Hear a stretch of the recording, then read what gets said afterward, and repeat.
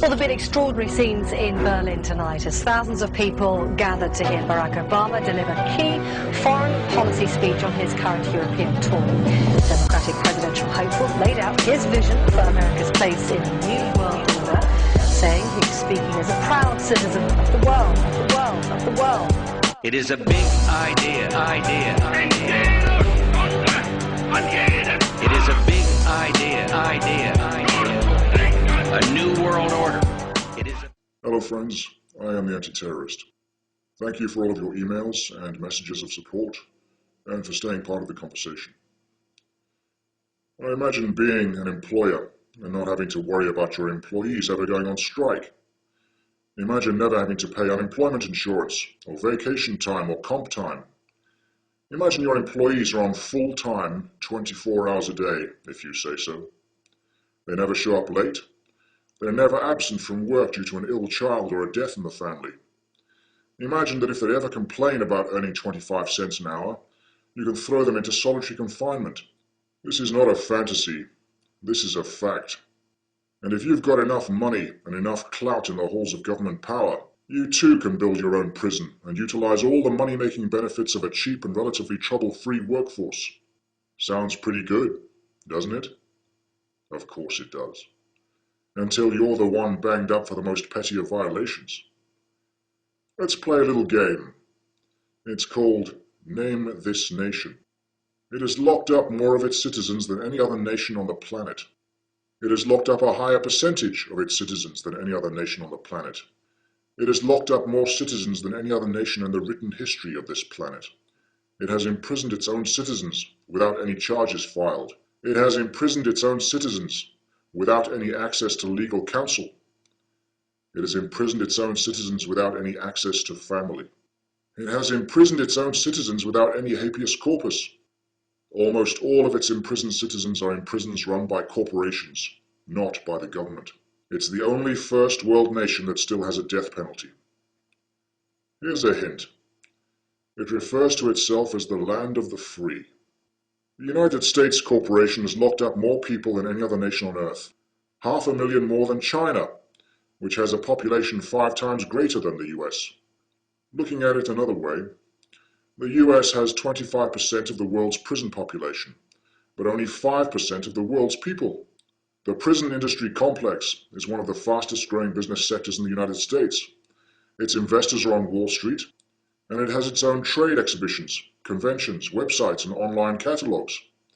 It also has direct advertising campaigns, architecture companies, construction companies, power supply companies, food supply companies, armed security, and padded cells in a nice selection of colors. Let's say you suddenly come into a great deal of money. Here you are, stepping in on the ground floor of what's clearly a growth industry. You've found the investors necessary for building your incarceration complex, and you've greased the palms of crooked politicians and judges to grant you the necessary permits. And now it's time to take a look at the so-called human resources selection process. You see, one of the things that has continued to stump the average Joe Sixpack is that murderers and rapists are eligible for parole and manage to hit the streets in just a fraction of the time served by non-violent offenders. It all begins to make perfect sense, though, when you approach the issue from the point of view of an employer. Which type of person would you rather have on your factory assembly line? The guy who ripped out someone's grandmother's eyeballs and then set her cat on fire? Or Gentle Jerry, the marijuana grower?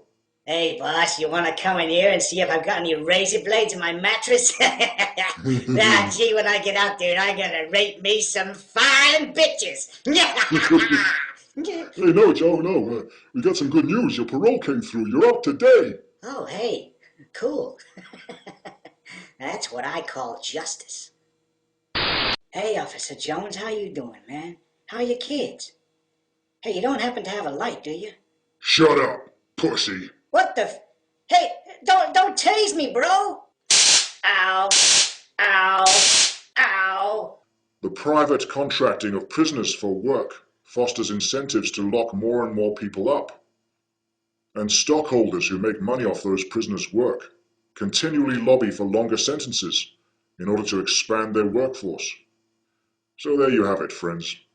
97% of federal inmates in the United States have been convicted of non-violent crimes, and they stay in prison because once you have a cheap, reliable, relatively non-aggressive employee, you may as well hang on to him for the rest of his life. Where are 1% of American adults?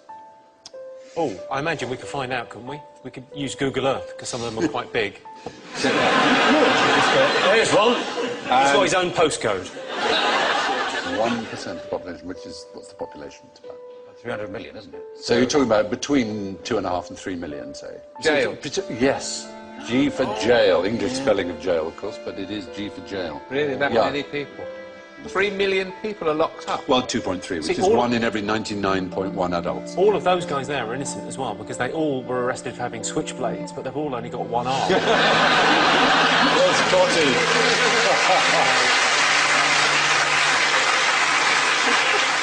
Proportionally, the Americans in prison more than twice as many as South Africans, more than 3 times as many as the Iranians, more than 6 times as many as the Chinese. No society in history has imprisoned more of its citizens than the United States of America. We're doing pretty well, though, don't we? We sort of top the European League. We're ahead of China, Turkey, and India. Yes. Yeah, with 148 prisoners per 100,000. It's the 3 strikes and they're out. That's been really the problem. Yeah. I mean, a legal system based on baseball just seems bizarre. Yes. People don't seem to understand the law. It's all very complicated. What's simple? What do people like? Baseball.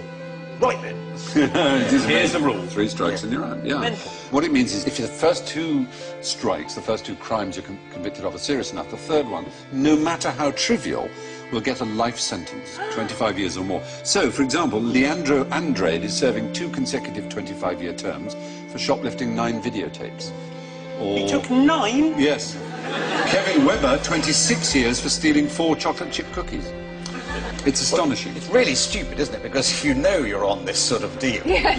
Yeah. Take 5. Yes. That is the idea, Do obviously. another murder. Do a bank job. There's no point... There's no point doing anything trivial. If No, you're I know. going to get caught. It is a bit bonkers. But the racial numbers are a bit worrying. And the gender numbers, it's 1 in 30 men aged 20 to 34 is behind bars.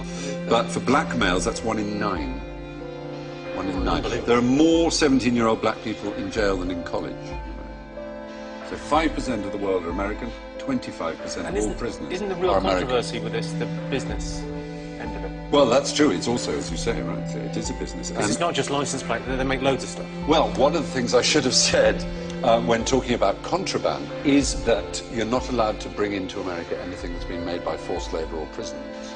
But in America, you could almost say, if you were so minded, that they've reinvented the slave trade. They produce, for example, 100% of all military helmets, ammunition belts, bulletproof vests, ID tags and other items uniform, 93% of domestically produced paints, 36% of home appliances, 21% of office furniture, which allows the United States to compete with factories in Mexico because, of course, obviously the workers can't refuse to work for 25 cents an hour. I very much like to say something hilarious, but something must be done. It is. It feels a bit more question-timey this evening. It is a bit amazing, isn't it? Yeah. It's extraordinary. Yeah. It's slavery by the back door. Exactly, isn't it? Plenty for you to work. You get solitary confinement if you refuse to work.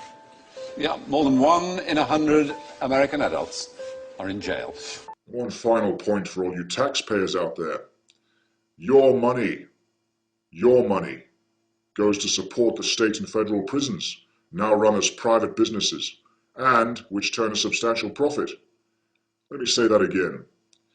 These privately run prisons are already making money off your tax dollar. The fact they're making money twice by using American citizens as slave labor is merely the icing on the cake for them. They aren't all greedy, though. They do actually pass on a great deal of money to their corporate shareholders and to corrupt politicians and lawyers and judges on the take. So tell me, friends, does that seem like justice to you? Have we really come very far from the cotton fields? I didn't think so. Thanks for listening. And people better understand that they mean exactly what they're saying. It's a new world order they're trying to create, and they're trying to do so not only without approval or consent of the government of this country, but despite the popular will. This is a straightforward assault by the elitists in this country.